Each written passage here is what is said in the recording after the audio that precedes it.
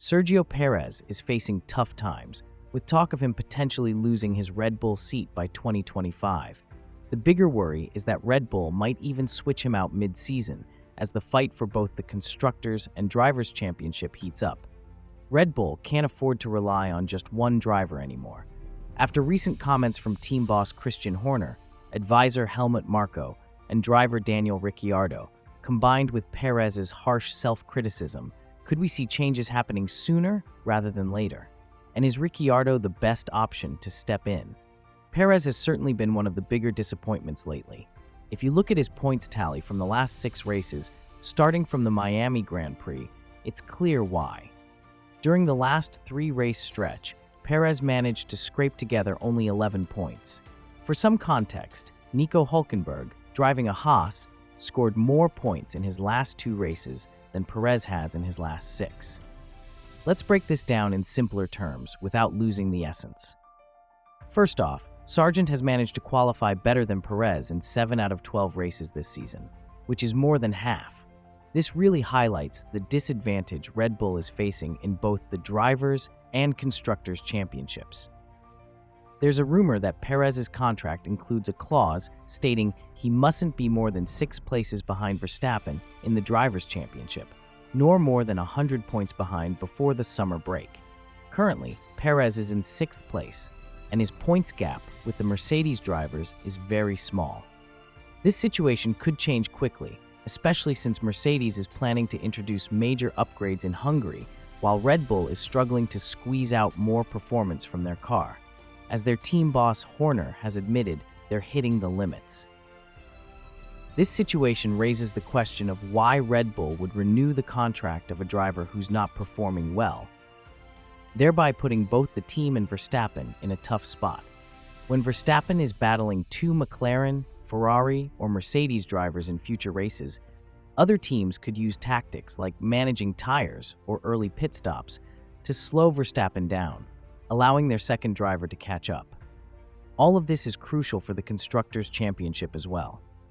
If not for McLaren's botched strategy at Silverstone, Russell's failure to finish, and the mixed weather conditions, Verstappen admitted he might have finished 5th or 6th because he lacked speed on the medium tires.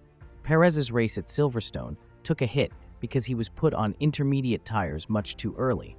Despite this, it's probably the first major mistake his team made from the pit wall, affecting his performance.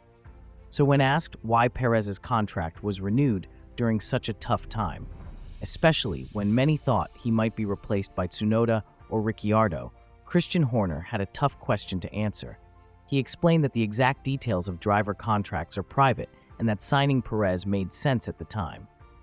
Horner emphasized the pressures of the sport and praised Perez's resilience, saying they hope to see him rebound soon. Perez has shown the ability to bounce back in recent years, helped by Red Bull's dominant car. However, if his struggles continue, he risks dropping in the standings. He could fall behind both Mercedes drivers, Piastri, and potentially end up 9th in the Drivers' Championship.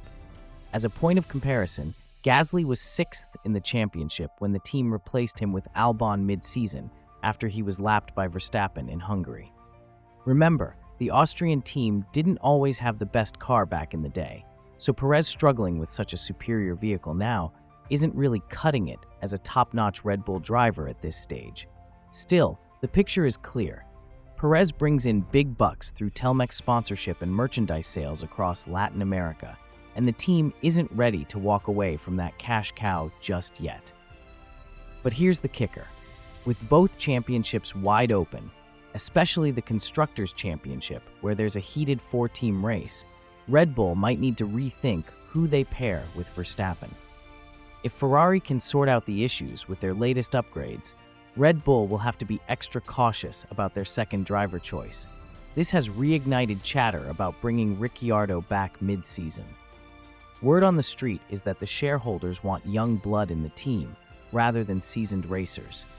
While they value Ricciardo's experience and insights, Marko has made it clear that sticking with young talent is the Red Bull way. Though many had written off Ricciardo after his shaky start compared to Tsunoda, the Aussie might actually be on the brink of a major career boost. Red Bull might not want a strong contender to challenge Verstappen for wins and championships, but Ricciardo could still be their best bet.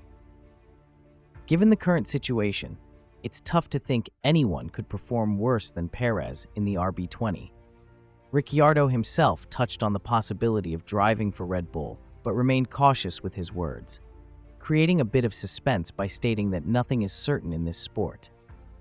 "I would never make any predictions in this sport," he remarked. He noted how the sport keeps evolving, comparing its growing profile and unfolding drama to a Hollywood production. "It's so unpredictable.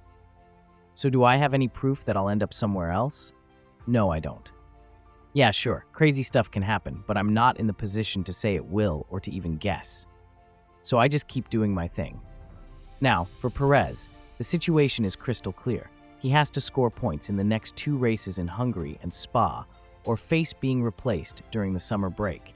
As hinted by Helmut Marko, the experienced Austrian mentioned that the media and the entire F1 community will learn more about the situation between Perez and Ricciardo during the summer breaks.